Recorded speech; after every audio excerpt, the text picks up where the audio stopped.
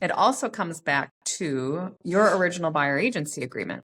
So let's pretend that it's a certain number and maybe you're getting that number via the offer and it comes up in this inspection amendment that they want to reduce it.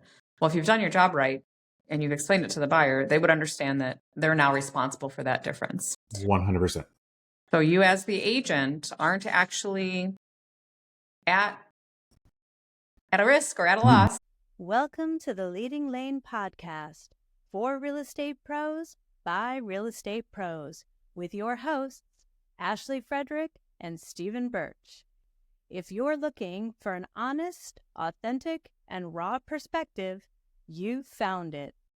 All right. Welcome back to the Leading Lane podcast. Now we're going to talk about the wonderful, crazy buyer compensation, all this NAR lawsuit. We've been in it for a little bit, and yesterday. Yeah, there's a whole not. I mean, it's just more chaos, right? Like, which we knew, which is going to come. But now that it's in the wild, we're seeing it boots on the ground, and people have had some time to digest it. Some people still haven't even learned about it and even know about it, which is just wild to me.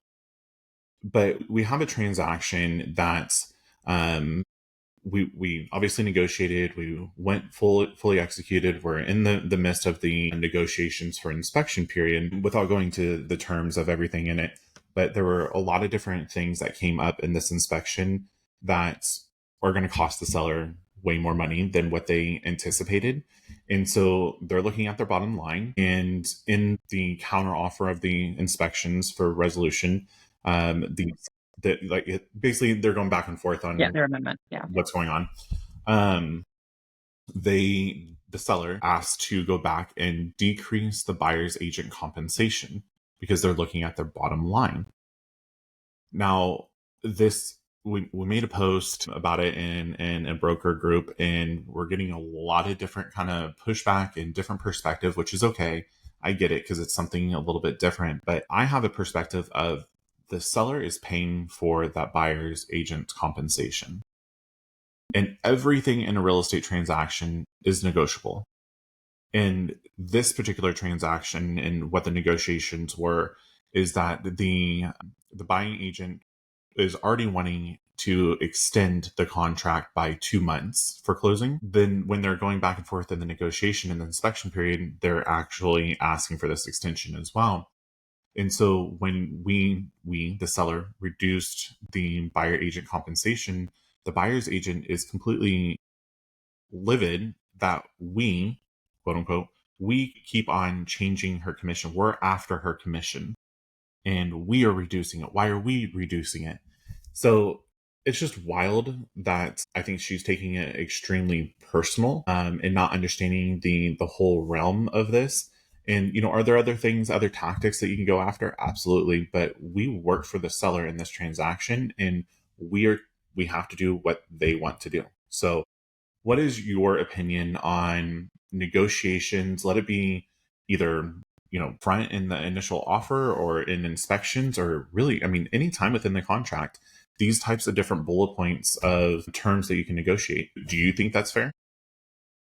So we literally just had this happen last week. So funny that you ask. So the way that I view it is that, yes, the whole point of an amendment is to change what was initially agreed upon. And that can be numerous things. That can be the inspection deadline itself. It can be the appraisal deadline. It can be the closing date. It can be a closing cost credit. So sometimes we'll have that, right? So maybe there wasn't a closing cost credit, and then there's an inspection and the seller decides to, I just want to give them a $3,000 closing cost credit, right? So that wasn't initially part of the offer, but we're changing it. So my feelings are that, yes, everything in the contract is negotiable when there are different stages. So I think what it is probably for agents, and I get it because, like I said, this just happened. I think it's frustrating in that the past, our commissions didn't come into play. Like, we knew that when we had the offer accepted. Oh, you know what? That's not true either. Because even though we had commissions, right? Like the seller agreed to pay a commission. I can't tell you how many times in a transaction, which again, like, it always frustrated me because this is something that's wrong with the seller's house. And then they'll say, well, both agents take 500 off their commission and then we'll make it happen, right? So actually it did happen in the past that our commissions would be negotiated, halfway through. And many times, right, like I think it's dumb, but I'll be like, whatever, $500, I am not standing in the way of someone buying their house, etc. So now it's just different because I think people just are so in tune to like now it's in the offer and they still think that it's set in stone. Where like, let's be honest, nothing is set in stone. And it also comes back to your original buyer agency agreement. So let's pretend that it's a certain number and maybe you're getting that number via the offer and it comes up in this inspection amendment that they want to reduce it. Well, if you've done your job right and you've explained it to the buyer, they would understand that they're now responsible for that difference. 100%. So you as the agent aren't actually at a risk or at a loss. I mean, you could choose to reduce it if you felt the need to, but getting upset or whatnot, I mean, it's no different that if when in your original offer, they negotiated it and you took a lesser amount than your buyer agency agreement, your buyer is paying the difference. So for example, in ours, when we originally wrote the offer, they tried to negotiate the buyer agent commission and the buyer was like, nope, I want that paid for. I'm not paying for that on top of, my down payment, etc. We offered more money for the house so that they could roll in their buyer agency costs. A little bit of a backstory on that is how it all came into play was this seller met with another agency that automatically offered them reduced commission and told them that they shouldn't be offering XYZ. They already had it in their head from this other agency that was too much in general. But right at the end of the day, they need to decide if they want to sell their house or not. And are they going to let this small percentage stand in the way if it's that important for the buyer? So they agreed to pay the full, right? Great. So we have a inspection and there were numerous things. So as a buyer, right, like I had a lot going on here. And, I think we had 5 amendments back and forth for the repairs. And then it kind of started to get a little crazy in that, they had the right to cure, but for example, like radon, I've never seen this before. So you guys have radon, right? Yeah, we do. Okay. So the radon level was high. It was above 4.0. And so in these amendments back and forth, it was radon mitigation system to be installed and level to be under 4.0. Standard, right? Like in the actual offer, it states for a right to cure for the radon to be a radon mitigation system. So the last amendment comes through and it says seller to seal, back that up. I got the retest results because they did this while we were negotiating and the retest was 3.9. And I have never had that with a radon mitigation that it went down so small. Mm-hmm. I was like, well, that's strange that it didn't go down to like 2 or something. Anyway, we get this amendment and it says seller to seal sub pump pit and retest. So all they did was seal the sub pump test, retest, and it got to 3.9. So that was their mitigation, even though you can't mitigate it that way. So with the buyers occupying the basement, they were like that's not kosher, so I'm not willing to do that. So, right, they were upset with some other things. So as part of negotiation, then we wanted to raise the purchase price and then have a closing cost credit because now the buyer would have some funds to make the repairs themselves since the seller wasn't willing to do that. So they were willing to do part of that, but then it came back that then my commission was to be reduced as well. So what they had agreed to pay, they wanted to go down on that and go down on the closing cost credit. And I think that when you're like 6 amendments in, like the level of frustration of everyone is really high. And so then they were already taking on repairs and then they were going to have to take, they knew that they'd have to pay the difference for me. So they were upset and that now it's just another added cost and they are fully aware of it, but they decided to walk on. All parties were in agreement that we would not come to an agreement over that. And, I don't feel like I stood in the way. Like they knew their expectations from day one and that they're responsible for whatever the difference is. But I think with the steps that the seller took to not necessarily cure things in the right way and then just keep on changing things, like that was kind of the ultimate for them. And it is something, I mean, they could have agreed to it and they could have then came up with, more because again, like all parts are still negotiable. even let's say that, next week the appraisal came back a different number. Who's not to say that they come down in price and ask the agent to reduce their commission? It can be done, can be asked. Doesn't mean you have to agree to it, but it can be asked. But again, if your buyer understands they're responsible, it shouldn't be. It's just a matter of whether they're comfortable with the difference. And I think that you hit the nail on the head there, is that the buyer needs to know the responsibility of what it is. The agent, in my opinion, in our scenario, the agent did not educate the buyer that they're responsible for the difference. So therefore, they do get offended when a reduction, the seller's asking to reduce that in negotiations because they feel that it's being taken away from. Well, the seller is not necessarily taking it away. Like, yeah, they're looking at their bottom line, but the buyer is the one that is ultimately responsible for whatever the agreed upon was beforehand. So it's not even their fee to be paying, technically, if you want to look at it. So if, to me, yes, in all of these different scenarios, I mean, like we say it all the time, it goes back to the education of how you're making sure that your client is aware of what is going on, but is also the power of negotiation. Like, if I know like that an agent is going to have a hard time actually getting commission to be paid for, like, I'm going to use these things to my advantage to make sure that if I'm representing the seller, to make sure I'm getting them the most for their bottom dollar. So I just think it's kind of funny with these changes that the status quo or the common courtesy, the common, professional courtesy type of thing, like, I get that we have to work together. I get that, we are competition still. And I understand that there are so many changes that are happening and people don't have the same type of leadership. And we're very invested into this industry. But that's not my job to ensure that they are getting paid properly for their career. They need to step up to the plate to be able to negotiate properly and to educate their client properly. It's not my common courtesy to have to just hand out money for them. I'm here working for my client, not working for that other agent. Yeah, I was just looking at some of the posts, and it's like, might be unpopular, but I don't believe in negotiating a buyer commission concession. I will negotiate that on the net. So, I mean, that is another way of looking at it, is that if, for the agent, okay, great. Like, is it that, or do you want to change your purchase price? Do you want to counter with, if you want me to make all these repairs, then you need to pay $1,000 more.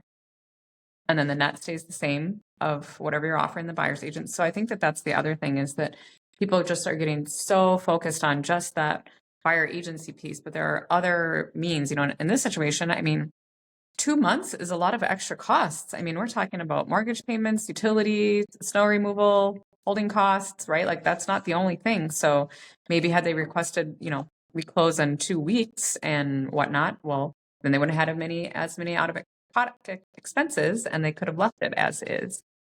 And and I'm not saying, there aren't other tactics that could have been approached this way, but I think the blind eye, if you will, that can't be touched is what was really aggravating me, because that's not the case. Would I have increased or would I have done other things not to touch it? Like, of course, but also that other agent needs to be empowered to be able to say, cool, I see where they're going with that. I know that it's important for my buyer to be able to have somebody else pay, or have the seller pay for this for them because they don't have the money to come out of pocket. So these are the solutions that we can come up with. It's their job, in my opinion, to come to the table with the solutions, not just. Yeah. I mean, like, one of these is, the agent, what does the agent's compensation have to do with the inspection? You can negotiate something else. I'd be annoyed if I was a buyer's agent and you tried to cut that. It's only professional courtesy. Hitting the compensation mid-sale feels dirty. And I think the other thing we have to remember is that we have to do what we're instructed to do from the seller. So, I mean, the other agent too is like, Ashley, like, I'm so sorry that this is coming back, but that's what the seller knows their options. So it doesn't necessarily mean that the other agent is trying to do someone dirty, but they're doing what the seller asks them to do, whether you agree with it or not. 100%. And again, it's their money. And that's where, like, it's also wild to me, like, some of these comments is like, the whole reason of the lawsuit is being able to negotiate it, being able to make sure that people have the transparency of who is paying for what. And it's not just a set in stone type of thing.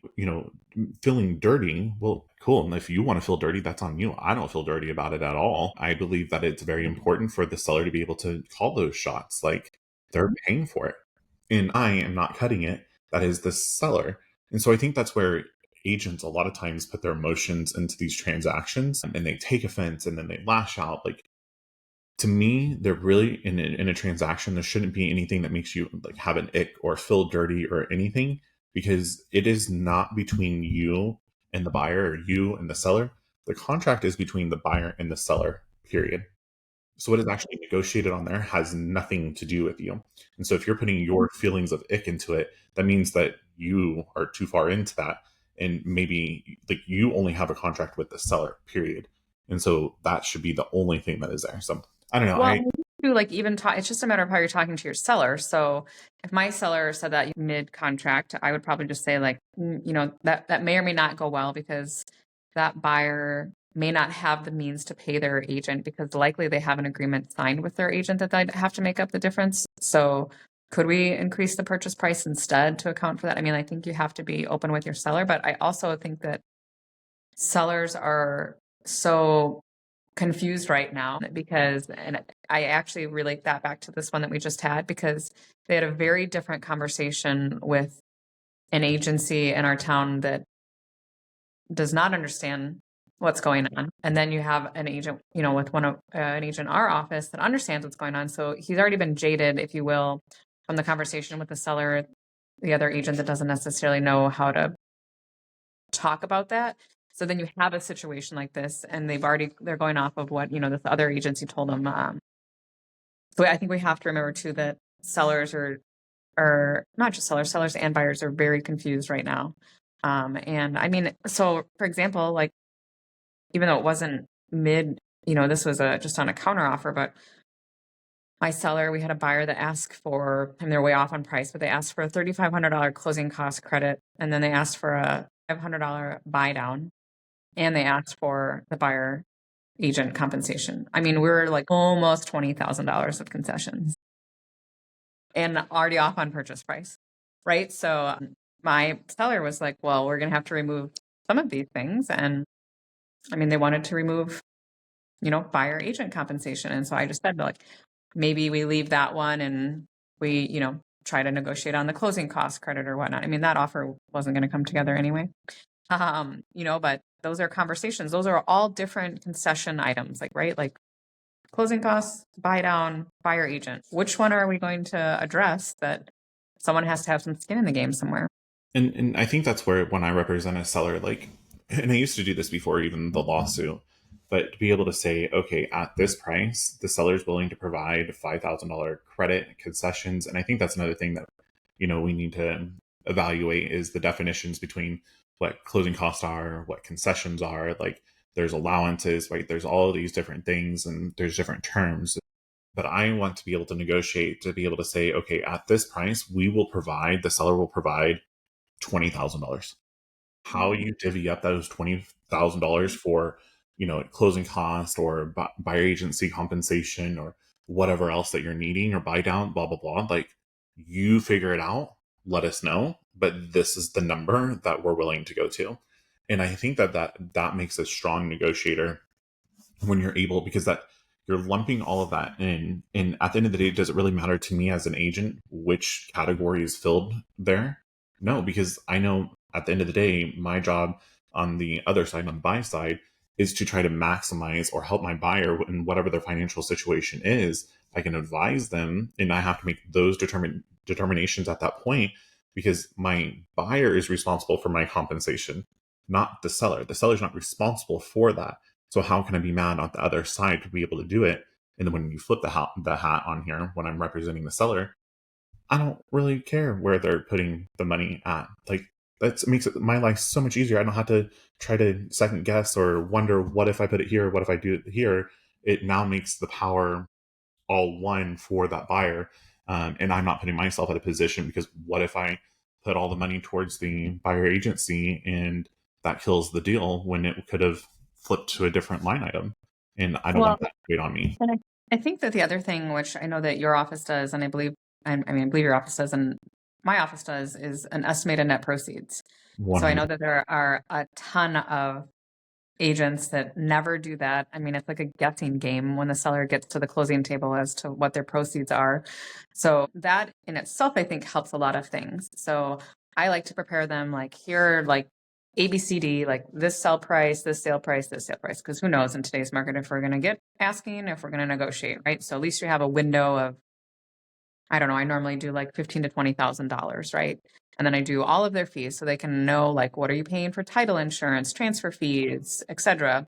I put in my commission, and then the next line I do put like buyer agent compensation range, and then I normally pick the middle of it and I like write in there like I'm using XYZ for example, and then the rest of their their mortgage, their taxes, etc. And they have a bottom line. So that when we get that offer with a request of a buyer agency compensation, they already have a pretty good idea that that's what I tell them. Like 9 times out of 10, it's going to come in the offer. If it's a really bad offer, we don't. It's not part of what we're doing. It's out of our equation. But if you've prepped them from day one to expect these types of concessions or credits, I don't think they're as defensive or as taken back. I mean, not only that, but are they making appropriate decisions for closing? I many times ago, had a buyer on a property, and I think it was like I don't know, maybe like 5 days before closing, and here like we found out that the seller was $7,000 short for closing. I mean, like, how did we not know this? Right.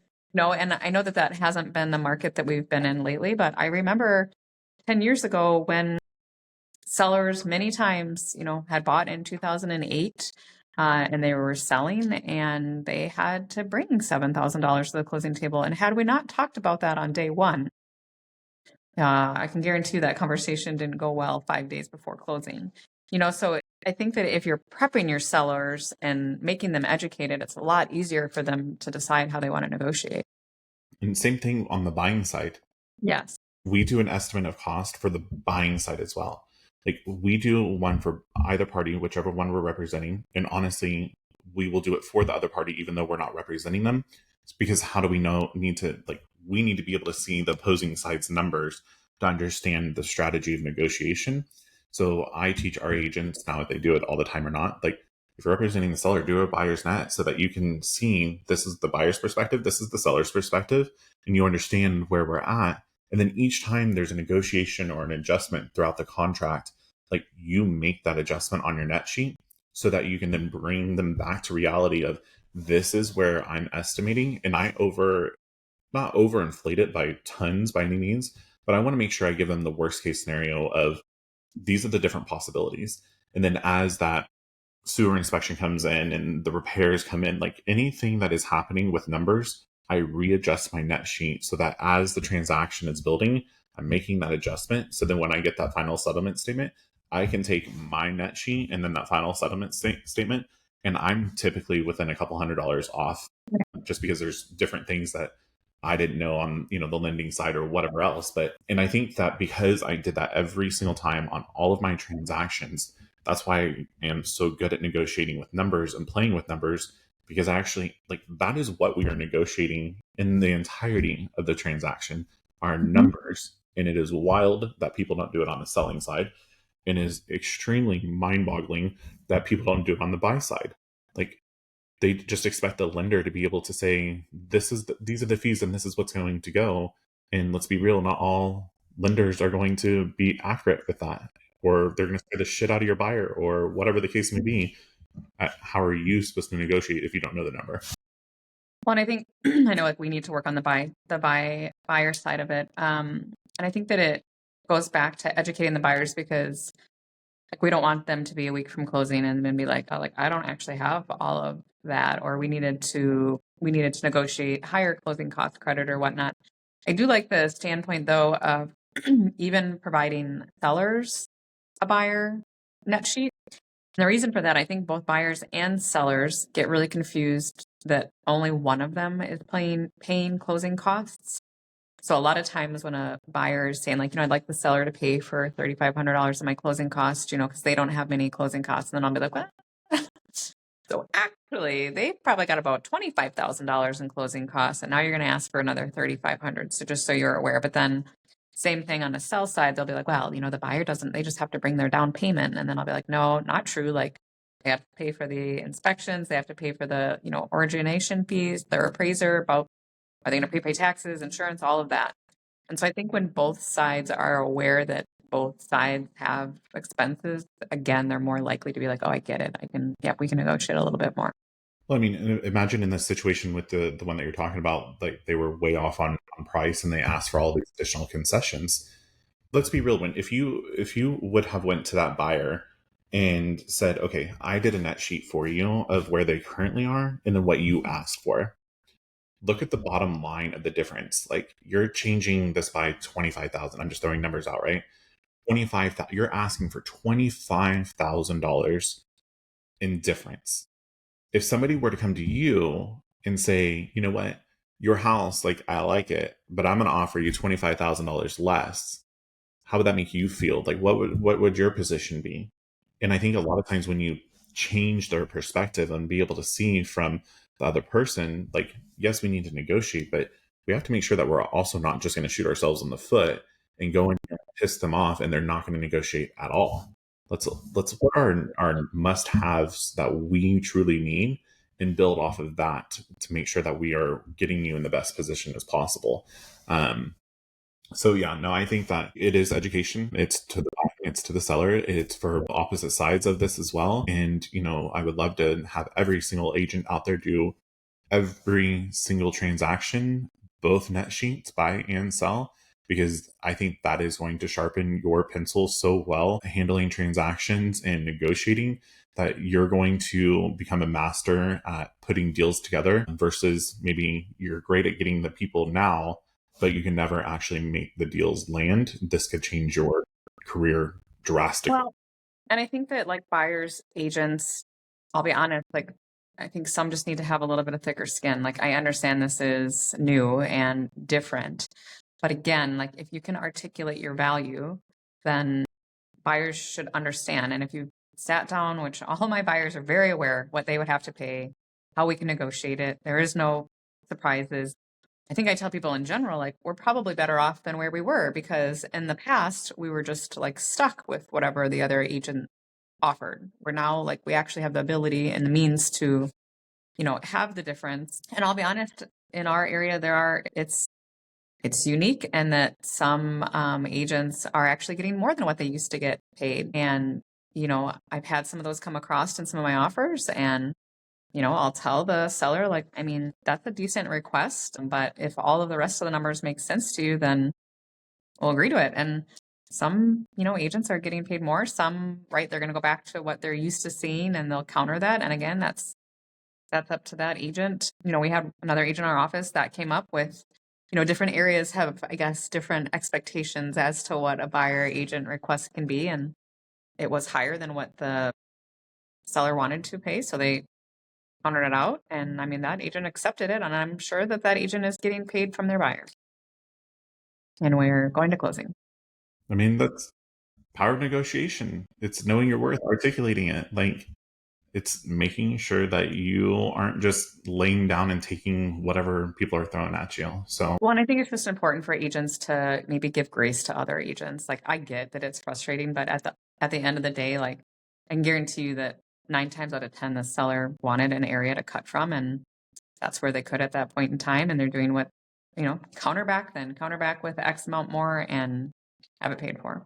But I just think, getting upset in transactions doesn't help anyone doesn't help the buyer, doesn't help the seller. So if we can try to keep calm and try to just be more creative, I think we can, find win-win situations.